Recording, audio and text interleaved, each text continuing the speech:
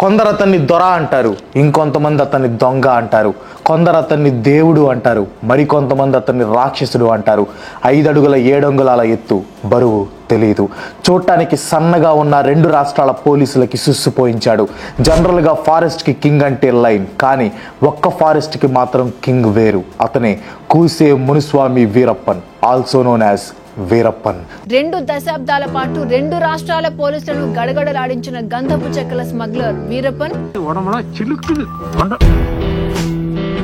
చేతిలో 3 దశాబ్దాల క్రితం కన్నుమూసిన IFS officer Kannada super star Raj Kumar ను చందనం కలప ఏనుగు దంతాల స్మగ్లర్ వీరప్పన్ కిడ్నాప్ చేసిన కేసులో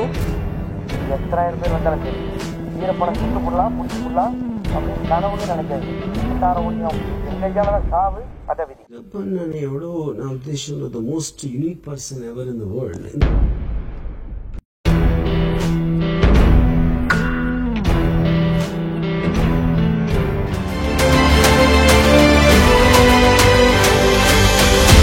జనవరి 18, 1952 కోయంబత్తూరు డిస్టిక్లోని గోపీనాథం అనే ఒక చిన్న గ్రామంలో ఒకరు జన్మించారు. అతనికి వాళ్ళ అమ్మా నాన్న పెట్టిన పేరు Koose Munuswamy Veerappan. Poor and backward caste లో పుట్టడం వల్ల రూపాయి ఖర్చు లేకుండా కష్టాలని బై బర్తే ఫేస్ చేయడం స్టార్ట్ చేశాడు. చిన్న వయసులోనే ఫ్రీగా పేదరికంతో పాటు పోచింగ్ గురించి కూడా ఇంకా బాగా తెలుసుకున్నాడు. అడవిలో తిరిగే జంతువుల్ని చంపేసి వాటి చర్మం ఇంకా దంతాలని అమ్మేయటమే పోచింగ్ అంటారు. అతి చిన్న వయసులోనే వీరప్పన్ ఈ పోచింగ్ లోకి దిగాడు. మనం చిన్నప్పుడు ఫస్ట్ బ్యాటింగ్ నాకు కావాలంటే నాకు కావాలి అని కొట్టుకునే ఏజ్ లో వీరప్పన్ ఒక ఏనుగుని చంపాడు. తనకి జస్ట్ 14 సంవత్సరాల వయసు ఉన్నప్పుడే తనకంటే 100 రెట్లు ఎక్కువ బరువు ఉన్న ఏనుగుని చంపేశాడు. ఆ తర్వాత మెల్లగా ఇల్లీగల్ యాక్టివిటీస్ లోకి దిగాడు. తన ఇల్లీగల్ యాక్టివిటీస్ కి అడ్డొస్తున్నాడు అనే కారణంతో ఒకరిని చంపేశాడు. ఇదే వీరప్పన్ చేసిన మొదటి హత్య. అప్పుడు వీరప్పన్ వయసు కేవలం 17 సంవత్సరాలు మాత్రమే. వీరప్పన్ గురి పెడితే టార్గెట్ మిస్ అవ్వదు. మంచి షూటింగ్ స్కిల్స్ ఉన్నాయి. ఆ గుర్తింపుతోనే 18 సంవత్సరాల వయసులో సాల్వై గౌండర్ గ్యాంగ్ లో చేరాడు. ఏనుగుల్ని చంపి వాటి దంతాలని అమ్మటంతో మొదలైన తన కెరియర్ మెల్లగా ఎర్ర చందనం వైపు కూడా వెళ్ళింది. కర్ణాటక, తమిళనాడు, కేరళలో ఎర్ర చందనం విపరీతంగా పెరిగేది. నీలగిరీస్ నుంచి ధర్మపురి మధ్యలో ఉన్న ఫారెస్ట్ రీజన్ లో ఎర్ర చందనం అయితే విపరీతంగా దొరికేది. సో ఆ ప్రాంతాన్నంతా తన గుప్పెట్లో పెట్టుకున్నాడు. ఆ ప్రాంతాల్లో ఉన్న అడవికి ఒక అన్అఫిషియల్ కింగ్ గా ఎదిగాడు. చిన్నప్పటి నుంచి అడవిలో బ్రతకటం వల్ల అడవి మొత్తాన్ని జల్లెడ పట్టేశాడు. ఏ చెట్టు ఎక్కడ ఉంది, ఏ పుట్ట ఎక్కడ ఉంది, ఎక్కడికి వెళ్తే నీరు దొరుకుతుంది, ఎక్కడికి వెళ్తే పోలీసులు పట్టుకోరు, ఇలా అడవికి సంబంధించిన ప్రతి విషయం కూడా వీరప్పన్కి తెలుసు. అంతేకాకుండా వీరప్పన్ గరిల్లా వార్ఫేర్ టాక్టిక్స్ ని ఇంప్లిమెంట్ చేసేవాడు. గరిల్లా వార్ఫేర్స్ వల్ల బయట నుంచి ఎంతమంది వచ్చినా కానీ వాళ్ళని చాలా స్ట్రాంగ్ గా ఎదుర్కోగలిగేవాడు. వీరప్పన్కి 17 సంవత్సరాల వయసు ఉన్నప్పుడు చేసిన మర్డర్ కి 1972లో అతన్ని జైల్లో కూడా వేశారు. కానీ ఎలాగోలా కస్టడీ నుంచి తప్పించుకున్నాడు. అలా తప్పించుకున్న తర్వాత గ్యాంగ్ లో అంచెలంచెలుగా ఎదిగాడు. ఆ తర్వాత తనకంటూ ఒక సొంత గ్యాంగ్ ని ఫామ్ చేసుకున్నాడు. అప్పటి నుంచి వీరప్పన్ చేసే ఇల్లీగల్ యాక్టివిటీస్ కి హద్దు అదుపు లేకుండా పోయింది. అయినా కానీ ఫారెస్ట్ చుట్టుపక్కల తప్ప బయట ఎవరికి కూడా వీరప్పన్ అనే పర్సన్ గురించి పెద్దగా తెలియదు. బట్ తాను చేసిన ఒక పని తన ఉనికిని గవర్నమెంట్ గుర్తించేలా చేసింది. 1987లో సత్యమంగళం తాలూకా ఫారెస్ట్ ఆఫీసర్ అయిన చిదంబరం ని కిడ్నాప్ చేసి మర్డర్ చేశాడు. ఆ తర్వాత 1989లో అతని రైవల్ గ్యాంగ్ లో 5 మెంబర్స్ ని కిడ్నాప్ చేసి చంపేశాడు. తమిళనాడు బీగర్ ఫారెస్ట్ రేంజ్ లో ఉన్న 3 ఫారెస్ట్ పర్సనల్ ని కూడా చంపేశాడు. ఓవర్ ది ఇయర్స్ వీరప్పన్ తన గ్యాంగ్ ని ఎక్స్పాండ్ చేస్తూనే వచ్చాడు. పీక్ టైంలో తన దగ్గర సుమారు 150 మంది ఉండేవారు. ఎన్ని ఇల్లీగల్ యాక్టివిటీస్ ని వీరప్పన్ చేసినా కానీ కర్ణాటకలోని కొన్ని విలేజెస్ లో వీరప్పన్ ని హీరోలా చూస్తారు. ఈ ప్రపంచం మారుతూ ఉంటుంది. మీ కెరియర్ ని కంప్లీట్ గా రీషేప్ చేసే కొత్త ఆపర్చునిటీస్ వస్తూ ఉంటాయి. ఆర్టిఫిషియల్ ఇంటెలిజెన్స్ తో మీ ఫ్యూచర్ ని ముందుకు తీసుకెళ్లొచ్చు. ఆర్టిఫిషియల్ ఇంటెలిజెన్స్ మన వర్క్ ని, మన జీవితాలని ట్రాన్స్ఫార్మ్ చేసుకుంది. Marketers, content creators, entrepreneurs, sales professional ఇలా అందరికీ ఏఐ యూజ్ అవుతుంది. మీ టాస్క్లని ఆటోమేట్ చేస్తూ మల్టిపుల్ ఇన్కమ్ స్ట్రీమ్స్ ని బిల్డ్ చేస్తూ కోడింగ్ ఎక్స్పీరియన్స్ లేకుండా కాంప్లెక్స్ డేటా అనాలిసిస్ ని కంట్రోల్ చేయగలిగితే ఎలా ఉంటుంది? మీట్ రాశి వర్కింగ్ ప్రొఫెషనల్ ఏఐ టూల్స్ నేర్చుకుని సైడ్ హసిల్స్ ద్వారా 6 ఫిగర్ ఇన్కమ్ ని ఎర్న్ చేస్తుంది. మీరు కూడా చేయొచ్చు. దానికోసం మీకు 3 hours hands on AI training ని మీకు రికమెండ్ చేస్తాను. లింక్ వచ్చేసి కింద డిస్క్రిప్షన్ లో పిన్ చేసిన కామెంట్స్ లో ఉంది. యాక్చువల్గా ఇది పెయిడ్ వర్క్ షాప్, బట్ మన వ్యూవర్స్ కోసం ఫస్ట్ రిజిస్టర్ చేసుకున్న 1500 వ్యూవర్స్ కి ఇది అబ్సల్యూట్లీ ఫ్రీ అనమాట. ఈ ట్రైనింగ్ లో మీకు జాబ్ హంటింగ్ దగ్గర నుంచి శాలరీ హైక్ స్ట్రాటజీస్ వరకు, solving complex data in seconds, framing business strategies, even building own personal brand వరకు అన్ని నేర్చుకోవచ్చు. అండ్ 20+ అదర్ AI టూల్స్ కూడా మీరు tech or non tech background అయినా like marketing, operations, sales, content creator, freelancer, entrepreneur ఇలా ఎవరైనా ఇది మీకు హెల్ప్ అవుతుంది. ఈ ట్రైనింగ్ కంప్లీట్ చేసిన తర్వాత 5,000 రూపీస్ వర్త్ బోనస్ కూడా మీకు వస్తాయి అనమాట. ఆల్రెడీ 1 million+ పీపుల్ అటెండ్ అయ్యి వాళ్ళ కెరియర్ ని గ్రో చేసుకుంటున్నారు. సో ఇప్పుడే డిస్క్రిప్షన్ లో ఉన్న లింక్ మీద క్లిక్ చేసి ట్రైనింగ్ కి రిజిస్టర్ అవ్వండి. టైమ్లీ నోటిఫికేషన్స్ కోసం వాళ్ళ వాట్సాప్ గ్రూప్ లో జాయిన్ అవ్వండి. Now get back to the video. Veerappan forest లో అన్ని సంవత్సరాలు సర్వైవ్ అవ్వడానికి కారణం ఆ చుట్టుపక్కల ఉన్న విలేజర్స్ తన గురించి ఎలాంటి సమాచారం కూడా పోలీసులకి ఇచ్చేవారు కాదు. అందరికీ డబ్బులు ఇచ్చి వాళ్ళ లాయల్టీని వీరప్పన్ కొనేసేవాడు. అందుకే వీరప్పన్ ని the robin hood of the forest, the bandit king and the forest king of south India అని పిలిచేవారు. సత్యమంగళం ఫారెస్ట్ ని తన స్థావరంగా మార్చుకొని ఎదురు వచ్చిన వాళ్ళని చంపేస్తూ ఎర్ర చందనం స్మగ్లింగ్ చేస్తూ దర్జాగా బ్రతికేవాడు. తన గ్యాంగ్ మొత్తం కలిసి ఆల్మోస్ట్ 500 ఏనుగుల్ని చంపేశారంట. ఆ 500లో వీరప్పన్ ఒక్కడే మోర్ దాన్ 200 ఎలిఫెంట్స్ ని చంపేశాడంట. సుమారుగా 10,000 టన్నుల ఎర్ర చందనం కొట్టి అమ్మేశాడు. దాని విలువ సుమారు 143 కోట్ల రూపాయలు. పవర్ అండ్ మనీ సంపాదించడం వల్ల వీరప్పన్ ఒక మదం ఎక్కిన ఏనుగులాగా మారిపోయాడు. అలాంటి ఏనుగుని చంపాలన్నా లేకపోతే కస్టడీలోకి తీసుకోవాలన్నా కానీ కర్ణాటక గవర్నమెంట్ కి ఒక వేటగాడు కావాల్సి వచ్చింది. ఆ వేటగాడి పేరు అశోక్ కుమార్. 1989లో స్పెషల్ టాస్క్ ఫోర్స్ లో జాయిన్ అయిన ఈయన ప్రెసిడెంట్ ఆఫ్ ఇండియా దగ్గర నుంచి 3 సార్లు గోల్డ్ మెడల్ అందుకున్నాడు. అప్పటి కర్ణాటక చీఫ్ మినిస్టర్ దగ్గర నుంచి ఒకసారి గోల్డ్ మెడల్ తీసుకున్నాడు. 18 నటోరియస్ క్రిమినల్స్ ని ఎన్కౌంటర్ చేశాడు. 1984లో కర్ణాటక హోమ్ మినిస్టర్ ఇతనికి టైగర్ అనే బిరుదునిచ్చింది. అప్పటి నుంచి ఇతని పేరు టైగర్ అశోక్ కుమార్ గా మారిపోయింది. మరి వీరప్పన్ ని పట్టుకోవాలంటే ఆ మాత్రం ట్రాక్ రికార్డ్ ఉండాలి. ఇతను ఈ స్పెషల్ టాస్క్ ఫోర్స్ లో జాయిన్ అవటం వల్ల వీరప్పన్ త్వరలోనే చనిపోతాడు అని నమ్మారు. అంత ఈజీగా అయిపోవటానికి అక్కడ ఉంది ఫ్లవర్ కాదు, వైల్డ్ ఫైర్. ఒక నదిలో మొసలి ఎంత పవర్ఫుల్లో అడవిలో వీరప్పన్ అంతకన్నా పవర్ఫుల్. ఎంతో క్రెడిబిలిటీతో వచ్చిన అశోక్ కుమార్ వీరప్పన్ ని ఏం చేయలేకపోయాడు. వీరప్పన్ మాత్రం తన అకృత్యాలని కంటిన్యూ చేస్తూనే ఉన్నాడు. ఈ అల్లర్లన్నీ జరుగుతున్న టైంలో 1990లో వీరప్పన్ ముత్తులక్ష్మిని పెళ్లి చేసుకున్నాడు. ప్రొఫెషనల్ లైఫ్ తో పాటు పర్సనల్ లైఫ్ ని కూడా మంచిగానే సాగిస్తున్నాడు. స్పెషల్ టాస్క్ ఫోర్స్ లో అసిస్టెంట్ కమాండర్ గా పి శ్రీనివాస్ అపాయింట్ అయ్యాడు. ఇతను మిగతా ఆఫీసర్స్ లా కాకుండా ముందుగా కర్ణాటక విలేజ్ తో సత్సంబంధాలు పెంచుకోవడం మొదలు పెట్టాడు. ట్రైబల్ రీజన్స్ కి డ్రింకింగ్ వాటర్ అందేలా చేశాడు. పూర్ పీపుల్ కి మెడికల్ సర్వీసెస్ అందేలా చేశాడు. ఇల్లు లేని 40 కుటుంబాలకి ఇళ్లను కట్టించాడు. అది కూడా తన సొంత శాలరీతో చేశాడు. విలేజర్స్ కి అన్ని రకాలుగా హెల్ప్ చేయడం స్టార్ట్ చేశాడు. జనాల్లో భయాన్ని కాదు మన మీద విశ్వాసాన్ని పెంచాలనే సూత్రాన్ని ఫాలో అయ్యాడు. శ్రీనివాస్ ఎప్పుడూ కూడా వీరప్పన్ని సరెండర్ చేయడానికి ఆలోచించాడు. బట్ చెప్పా కదా అది అంత ఈజీగా అవ్వదని. వీరప్పన్ లొంగిపోతానని శ్రీనివాస్ ఒక్కడే ఆయుధాలు లేకుండా రమ్మని చెప్పాడు. ఆ మెసేజ్ అందుకున్న శ్రీనివాస్ ముందు వెనక ఆలోచించకుండా దేవుడి మీద భారం వేసి స్టార్ట్ అయ్యాడు. కానీ ఆ అడవికి దేవుడు వీరప్పన్ అనే విషయం మాత్రం మర్చిపోయాడు. నవంబర్ 1991లో ఒక నీటి కాలువ దాటుతున్నప్పుడు శ్రీనివాస్ ని కాల్ చేశారు. కొన్ని రిపోర్ట్స్ ప్రకారం శ్రీనివాస్ వీరప్పన్ సిస్టర్ అయిన మాలాతో లవ్ లో పడ్డాడని, ఈ విషయం మీద వీరప్పన్ చాలా కోపంగా ఉన్నాడని చెప్తున్నాయి. అంతేకాకుండా ఈ విషయం మీద వీరప్పన్ తన చెల్లికి ఒక వార్నింగ్ లెటర్ కూడా రాశాడంట. ఆ లెటర్ చదివిన మాల మనస్తాపంతో చేసుకుని చనిపోయింది. ఇలా తన చెల్లి చనిపోవడం వల్ల వీరప్పన్ రివెంజ్ తీర్చుకునే పనిలో శ్రీనివాస్ తలని నరకి తనతో తీసుకెళ్లి బాడీని కాల్ చేశాడు. ఈ ఇన్సిడెంట్ తో Karnataka and Tamil Nadu 2 state governments కూడా షేక్ అయ్యాయి.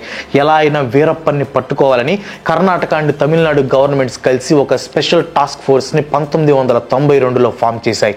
తమిళనాడు నుంచి సంజయ్ అరోరా, ఇంకా కర్ణాటక నుంచి శంకర్ బిద్రి ఈ STF కి హెడ్స్ గా ఉన్నారు.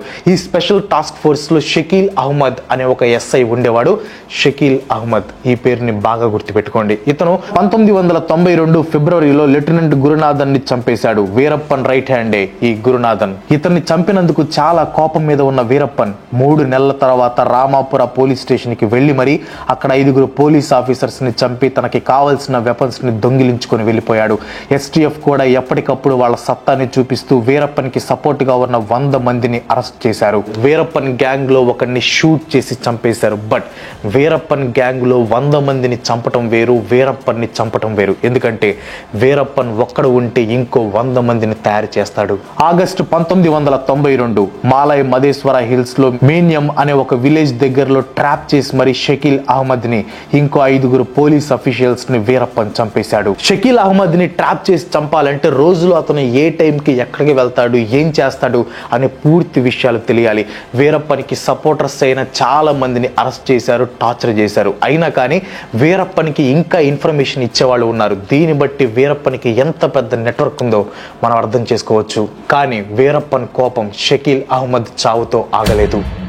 మెట్టూరులో ఉన్న గోవిందపడి అనే విలేజ్ కి చెందిన సాదయాన్ అనే ఒక వ్యక్తి పోలీస్ ఇన్ఫార్మర్ గా పనిచేస్తున్నాడు అనే అనుమానంతో ఏప్రిల్ 8, 1993 చంపేశాడు. అలా చంపేసి పోలీసులకి ఓపెన్ ఛాలెంజ్ విసిరాడు. దమ్ముంటే నన్ను పట్టుకోండి అనే ఒక బ్యానర్ రాసి పెట్టాడు. వెంటనే ఈ ఛాలెంజ్ ని రాంబో గోపాలకృష్ణ తీసుకున్నాడు. మొత్తం 41 మెంబర్స్ తో కూడిన ఒక టీం అండ్ 2 బస్సుల్లో వీరప్పన్ని పట్టుకోవడానికి స్టార్ట్ అయ్యారు. ఇన్ఫాక్ట్ పట్టుకోవడానికి అనడం కంటే బలవడానికి అంటే సరిగ్గా ఉంటుందేమో. వీరప్పన్ అంత స్ట్రాంగ్ గా ఓపెన్ ఛాలెంజ్ విసిరిన తర్వాత గోపాలకృష్ణన్ ఒక్క నిమిషం ఆగి డెసిషన్ తీసుకోవాల్సింది. ఎంఎం హిల్స్ లో పాలర్ బేస్ దగ్గర నుంచి 1993 ఏప్రిల్ 9 బయలుదేరారు. సూరక్క మధువు అనే టౌన్ దగ్గరికి చేరుకోబోతున్నారు. ఈలోగా వెహికల్స్ గాల్లో ఎగిరిపడ్డాయి. ఒక్క దెబ్బకి మొత్తం 22 మంది చనిపోయారు. అలాగే 13 మంది గాయపడ్డారు. ఓపెన్ ఛాలెంజ్ విసిరిన వీరప్పన్ ముందుగానే అక్కడ ల్యాండ్ మైన్స్ ని పెట్టాడు. ఈ బ్లాస్ట్ లో గోపాలకృష్ణన్ చాలా సీరియస్ ఇంజురీస్ తో బయటపడ్డాడు. ఈ సంఘటన జరిగిన తర్వాత సిచ్యువేషన్స్ అన్ని కూడా ఇంకా సీరియస్ గా మారాయి. ఎస్టీఎఫ్ కి హెల్ప్ చేసే వాళ్ళకి ప్రైజ్ మనీ కూడా అనౌన్స్ చేశారు. వీరప్పన్ సొంత ఊరైన గోపీనాథంకి వెళ్లి అక్కడ ప్రజలతో వీరప్పన్ని పట్టుకోవడానికి హెల్ప్ చేస్తే 5 కోట్లు ఖర్చు పెట్టి ఆ విలేజ్ ని డెవలప్ చేస్తామని ప్రైజ్ మనీని అనౌన్స్ చేశారు. అయినా కానీ ఇవన్నీ పట్టించుకోకుండా వీరప్పన్ మీడియా పర్సనల్స్ ని పిలిచి ఇంటర్వ్యూస్ ఇచ్చేవాడు, ఫొటోస్ కి పోజులు ఇచ్చేవాడు. ఇంటర్నెట్ లో ఇప్పుడు సర్క్యులేట్ అవుతున్న ఫొటోస్ లో most of the photos Veerappan ని ఇంటర్వ్యూ చేస్తున్నప్పుడు తీసిన ఫోటోలే. ఇండియా టుడేకి వీరప్పన్ ఫొటోస్ తో పాటు ఇచ్చిన ఇంటర్వ్యూలో చాలా ఘాటుగా మాట్లాడేవాడు. నా కోసం వచ్చే వాళ్ళకి బుల్లెట్స్ ఇంకా చావు మాత్రమే దొరుకుతాయి, వీరప్పన్ కాదు అని చెప్పాడు. ఈ ఇన్సిడెంట్స్ అన్ని కూడా 1993లో ఒకదాని తర్వాత ఒకటి జరిగాయి. ఆ టైంలోనే వీరప్పన్ వైఫ్ ముత్తులక్ష్మిని స్పెషల్ టాస్క్ ఫోర్స్ కస్టడీలోకి తీసుకున్నారు. వీరప్పన్ని పట్టుకోవడానికి ఎస్టీఎఫ్ ట్రై చేసినప్పుడు ఇద్దరు మధ్య కాల్పులు జరిగాయి. ఈ కాల్పులు జరగడానికి ఒక వారం ముందే ముత్తులక్ష్మి చిన్న పాపకి జన్మనిచ్చింది. ఈ కాల్పుల్లో ముత్తులక్ష్మి తన పాపని కోల్పోయింది. స్పెషల్ టాస్క్ ఫోర్స్ ముత్తులక్ష్మిని ఎరవేసి వీరప్పన్ని పట్టుకోవాలని ప్లాన్ వేశారు. కానీ వాళ్ళు అనుకున్న ప్లాన్ ఫలించలేదు. ముత్తులక్ష్మిని కలవడానికి వీరప్పన్ ఎప్పుడూ కూడా రాలేదు. ఆ తర్వాత కూడా ఎస్టీఎఫ్ వీరప్పన్కి మధ్య కొన్ని ఘర్షణలు జరిగాయి. ఎన్కౌంటర్స్ అవుతున్నాయి, గ్యాంగ్ లో మెంబర్స్ తగ్గిపోతున్నారు. అయినా కానీ వీరప్పన్ ఇంకా రాజులాగే ఉన్నాడు. కానీ జూలై 30, 2000 ఒక అతిపెద్ద తప్పు చేశాడు. వీరప్పన్ చేసిన ఆ తప్పు తన డౌన్ ఫాల్ కి కారణమైంది. జూలై 30, 2000 సుమారు రాత్రి 9:30 అయింది. వీరప్పన్ ఒక 10-12 మంది గ్యాంగ్ తో తమిళనాడులోని గజనూర్ అనే విలేజ్ లో ఉన్న ఒక ఫామ్ హౌస్ లోకి చొరబడ్డాడు. ఆ ఫామ్ హౌస్ లో ఉన్న ఒక ప్రముఖుడితో పాటు అతనితో ఉన్న ఇంకో 3 కిడ్నాప్ చేసి అడవిలోకి తీసుకుపోయాడు. ఆదివారం రాత్రి 9:30కి కిడ్నాప్ చేస్తే సోమవారం తెల్లవారుజామున కర్ణాటక అండ్ తమిళనాడు 2 రాష్ట్రాలు కూడా బగ్గుమన్నాయి. బెంగళూరులో ఉన్న 4 తమిళనాడు న్యూస్ పేపర్ ఆఫీసుల మీద దాడులు జరిగాయి. అందులో ఒకరు చనిపోయారు. బెంగళూరులో ఉన్న స్కూల్స్ అండ్ కాలేజెస్ అన్నిటికీ కూడా సెలవులు ఇచ్చేశారు. అల్లర్లు ఇంకా గొడవలాపటానికి 10,000 మంది పోలీస్ ఆఫీసర్స్ బెంగళూరు స్ట్రీట్స్ లో పాట్రోలింగ్ మొదలు పెట్టారు. ఈ ఒక్క ఇన్సిడెంట్ వల్ల కర్ణాటక అండ్ తమిళనాడుకు మధ్య రిలేషన్స్ అన్ని కూడా పూర్తిగా దెబ్బతిన్నాయి. ఆ కిడ్నాప్ చేసింది ఎవరినో కాదు, కర్ణాటకలోని one of the most famous actor and నట సార్వభౌమ అని పిలువబడే డాక్టర్ రాజ్ కుమార్ గారిని. శివరాజ్ కుమార్ అండ్ పునీత్ రాజ్ కుమార్ గారి తండ్రి అనమాట. మన స్టేట్స్ లో సీనియర్ ఎన్టీఆర్ గారు ఎలాగో కర్ణాటకలో రాజ్ కుమార్ గారు కూడా అలాగే. అంత పాపులర్ యాక్టర్ ని వీరప్పన్ కిడ్నాప్ చేసి జస్ట్ కర్ణాటక అండ్ తమిళనాడే కాదు దేశం మొత్తం అతని వైపు తిరిగి చూసేలా చేశాడు. రాజ్ కుమార్ సన్ అయిన రాఘవేంద్ర రాజ్ కుమార్ చెప్పిన దాని ప్రకారం special task force Raj Kumar గారిని హెచ్చరించినా కానీ దాన్ని ఆయన పెద్దగా సీరియస్ గా తీసుకోలేదంట. వీరప్పన్ రాజ్ కుమార్ గారిని కిడ్నాప్ చేసిన తర్వాత కర్ణాటక అండ్ తమిళనాడు గవర్నమెంట్స్ కి కొన్ని డిమాండ్లు చేశాడు. తమిళనాడులో నడుస్తున్న కావేరీ వాటర్ డిస్ప్యూట్ వెంటనే సాల్వ్ అవ్వాలి, కర్ణాటకలో తమిళ్ ని సెకండ్ లాంగ్వేజ్ గా మార్చాలి, తమిళనాడులో అరెస్ట్ చేసిన తమిళ్ పొలిటికల్ ప్రిజనర్స్ ని రిలీజ్ చేయాలని వీరప్పన్ డిమాండ్ చేశాడు. కానీ ఇవన్నీ కూడా అంత త్వరగా తీర్చగలిగే డిమాండ్స్ అయితే కాదు. అప్పటికే వీటి వెనక చాలా కాంట్రవర్సీస్ కూడా నడుస్తున్నాయి. ఇవన్నీ కూడా తీరని డిమాండ్స్ అని తెలిసిన తర్వాత వీరప్పన్ 1000 కోట్లు డిమాండ్ చేశాడంట. అది కూడా 900 కోట్ల వర్త్ గోల్డ్ ని, ఇంకా 100 కోట్ల రూపాయల క్యాష్ ని. ఈ నెగోషియేషన్స్ అన్ని కూడా నకీరన్ మ్యాగజైన్ ఎడిటర్ అయిన ఆర్ఆర్ గోపాల్ ద్వారా జరిగేవి. 1000 కోట్లు అనేది ఆ కాలంలోనే కాదు, ఇప్పుడు కూడా చాలా పెద్ద అమౌంట్.